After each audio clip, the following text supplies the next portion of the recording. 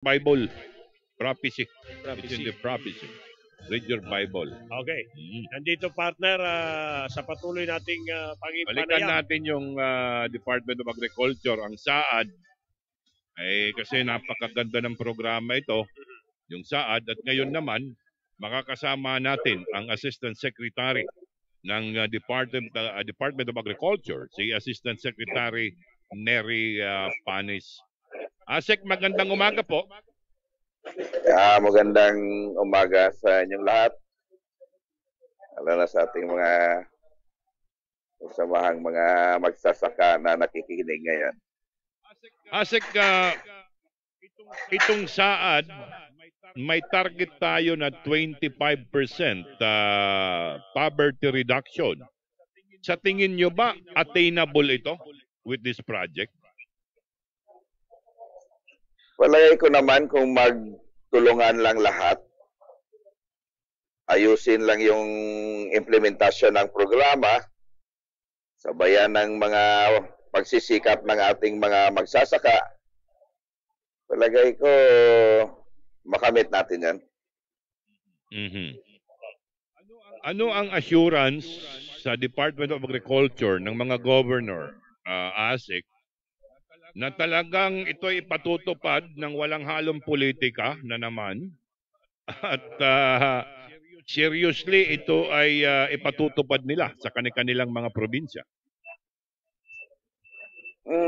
I cannot talk in behalf of them kung ano yung magagawa nila dito kasi wala naman akong control sa kanila.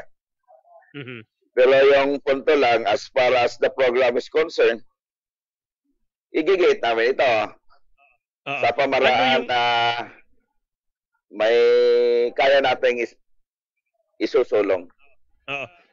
Asik, ano yung mensahe ni Secretary Piñol sa pag-implement po, pagpatupad nitong programa sa 3 probinsya ng Samar?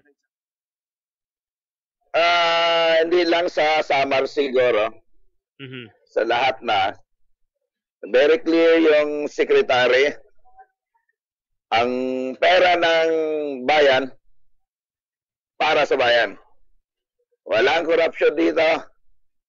Kailangan natin itaguyod yung programa para sa mga kababayan nating magsasaka na ilang taon nang wala talagang suporta kung sakahan yung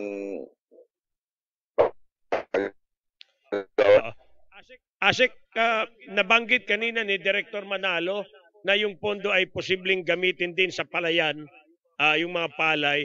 Anong assurance na itong pondo na ito ay magagamit doon sa pagpo-produce ng palay at hindi na ba umaangkat tayo or ano po ang mai-counterpart para hindi na assurance na hindi na po mag-import ng bigas? Yung importation kasi, wala naman sa DA yun eh. Kasi yung NFA, hindi under sa DA. So may mga programa sila na wala kaming control. Sa production lang kami. So kung ito talaga para sa ganitong proyekto, yun lang isusulong namin. Yung Samar ba, Asek, kasi nakatuon tayo dito sa Eastern Samar, sa all of the Samar, nababanggit itong problema sa irrigation dyan, considering na production ang tinututukan ng DA, talaga bang magkakaroon ng sufficienteng production na makukuha dito sa programa dyan sa Samar? Ayan nga ang tutok ng ating sekretary ngayon. Kaso lang yung NEA ngayon, hindi pa under sa Department of Agriculture. Pero kahit wala yan, may programa tayo ngayon sa irrigation, maliitan nga lang, yung powered by solar. So, yun ang tinututukan ni Secretary ngayon para yung sakahan natin mapatubigan. Sir, Itong programang ito, sir, na SAAD, ang mga project ba nito, specific projects na ng mga governors, is it subject to approval pa ng DA o sila na lang? Actually, programa talaga ito ng DA in partnership with the local government at saka yung mga people's organizations. So, ang DA talaga magpapatakbo nito. So, kaya inikayat namin yung cooperation ng mga local government natin. After all, yung mga taong tutulungan natin, yun man mga constituents nila. I see. So, ASEC, sa mga nakikinig sa atin at nanonood ngayon, mga farmers, ano ang mensahe mo sa kanila para sa programang ito? Actually, simple lang mensahe. Balik tayo sa basic. Nandito yung programa ng DA. Tutok kami ngayon. Umpisa sa pagtatanim hanggang marketing. Andon kami. So hindi ito yung programa na bigay lang tapos iwanan mo yung tao. Under the leadership of Secretary Piñol, simula sa umpisa hanggang marketing, magkatuwang yung Department of Agriculture, ang gobyerno, local government, at mga magsasaka.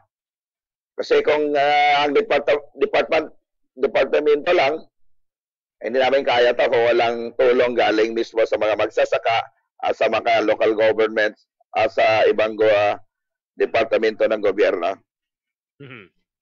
Okay. Asik Lenny Panis, maraming salamat po. Thank you very much, sir, at good luck.